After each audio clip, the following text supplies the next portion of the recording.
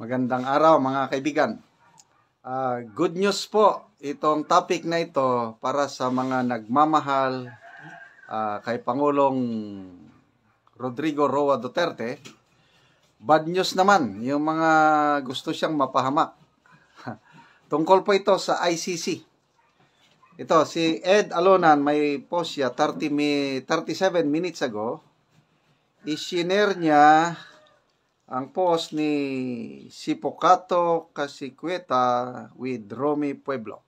Sabi niya, breaking.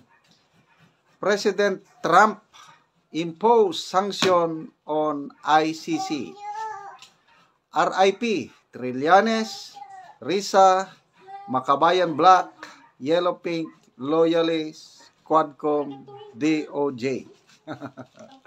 So, ginugil ko kung meron na ba talagang formal action ng Trump administration, isanksyon ang ICC. At ito, lumabas sa balita ng Reuters by Steve Holland, February 7, 2025. Title, Trump imposes sanctions on International Criminal Court. So talagang, official na. Kasi nung una, naibalita na ito na talagang isasanksyon sila. Ito na nga, na nangyari na. Okay, summary. Ay, hindi na. Diretso na lang ako. US President Donald Trump on Thursday authorized economic and travel sanctions targeting people who work on International Criminal Court investigations of US citizens or US allies such as Israel, repeating action he took during his first term. The move coincides with a visit to Washington by Israel's Prime Minister Benjamin Netanyahu, who, along with his former defense minister and a leader of Palestinian militant group Hamas, is wanted by the ICC over the war in Gaza Strip. So, I don't know kung ngayon ba o kahapon, bukas, may official visit ang Israel Prime Minister sa Washington DC. So, itiniming nila ito parang pasalubong nila sa Israeli Prime Minister. So, grabe ang suporta ng Trump administration sa Israel. So, economic and travel sanctions para maprotektahan itong si Israeli Prime Minister dahil may warrant of arrest siya na inisyo ng ICC. It was unclear how quickly the US would announce names of people sanctioned. During the first Trump administration in 2020, Washington imposed sanction on then prosecutor Fatou Bensouda and one of her top aides over ICC's investigation into the alleged war crimes by American troops in Afghanistan. So, malalaman natin sa mga susunod na araw o linggo, sino-sino yung isasanksyon, yung may travel restriction. Nung unang term ni Trump, yung prosecutor Fatou Bensouda at isang alalay ang nabigyan ng restriction or sanction. Ngayon, tingin ko mas malala. Baka marami ang i-restrict o i-sanction, baka lahat. Kasi dalawa yung target ng sanction, individual members ng ICC and the ICC as a whole.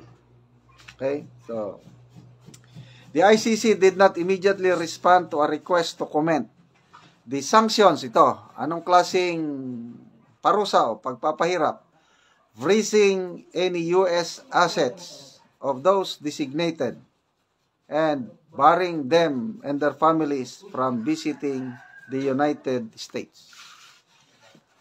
Karamihan ng pondo, financial resources ng ICC nakadeposit pala sa US. Nabasa ko ito sa post ni Edwin Hamora, si Rena Elena. So, paano ngayon?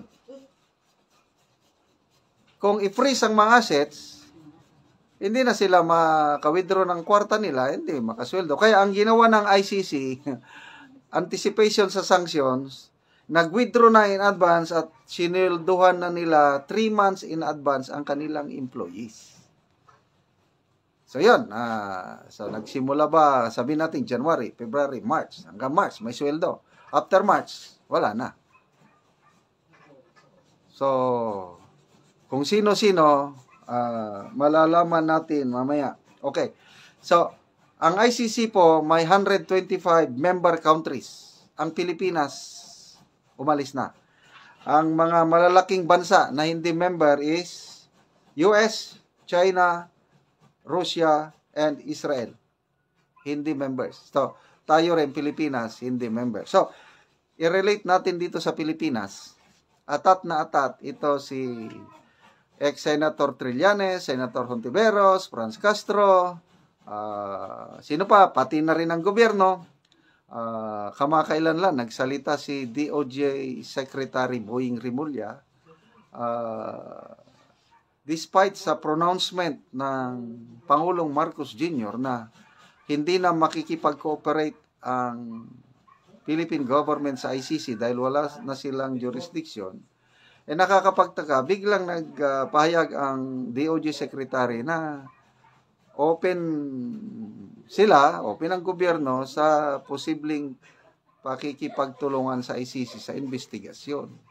So, mixed signals. Ano ba talaga? Nakakalito.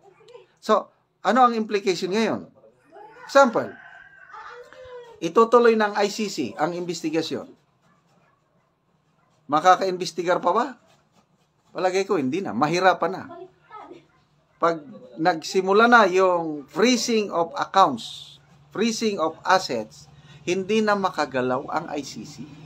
So, in a way, indirectly, mag-benefit si PRRD dito sa sanction ng US sa ICC.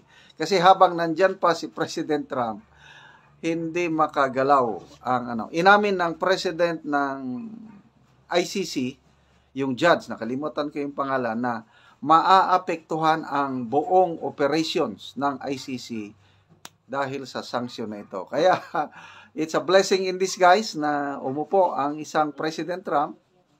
Ngayon, habang nandyan si President Trump 4 years, magre-re-elect pa kung ma-re-elect. So, 8 years na hindi magagalaw ng ICC si PRRD. Okay? So, mga kaibigan, salamat sa palagi niyong panunood sa ating channel. Namo-monetize tayo dahil sa inyong panunood. Ang ating income, tinutulong natin sa tribong Talaandig sa Bukidnon. Namimigay tayo ng libreng yero at pako para ma-repair ang sira-sira nilang bahay o kaya makapagpatayo itong tribo ng bagong bahay.